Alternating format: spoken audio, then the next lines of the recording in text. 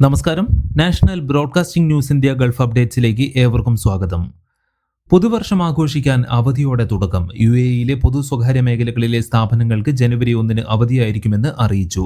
2026 ജനുവരി 1 വ്യാഴാഴ്ച UAE-യിലെ എല്ലാ സ്വകാര്യ മേഖലയിലെ ജീവനക്കാർക്കും ശമ്പളത്തോടെയുള്ള ഔദ്യോഗിക അവധിയായിരിക്കുമെന്ന് മാനവ വിഭവശേഷി സ്വദേശിവൽക്കരണ മന്ത്രാലയം അറിയിച്ചു. സൗദിയുടെ വിവിധ ഭാഗങ്ങളിൽ മഴ തുടരുകയാണ്. റിയാദ്, കിഴക്കൻ പ്രവിശ്യകളിലെ വിവിധ ഇടങ്ങളിലും ഇന്ന് റെഡ് അലർട്ട് പ്രഖ്യാപിച്ചു.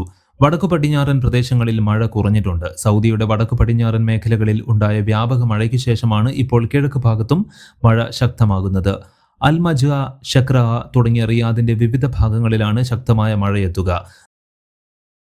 സൗദിയിൽ ഒക്ടോബർ മാസം മാത്രം 95 പുതിയ വ്യാവസായിക ലൈസൻസുകൾ പുറപ്പെടുവിച്ചതായി വ്യവസായ ധാതു വിഭവ മന്ത്രാലയം. അതേ മാസത്തിൽ തന്നെ 81 പുതിയ ഫാക്ടറികളും ഉൽപ്പാദനം ആരംഭിച്ചു. മന്ത്രാലയത്തിന്റെ റിപ്പോർട്ട് അനുസരിച്ച് പുതിയ ലൈസൻസുകളുമായി ബന്ധപ്പെട്ട നിക്ഷേപത്തിന്റെ ആകെ മൂല്യം 240 കോടി റിയാൽ കവിഞ്ഞു. കൂടുതൽ വാർത്തകൾക്ക് വേണ്ടി കേൾക്കൂ national broadcasting news India Gulf updates.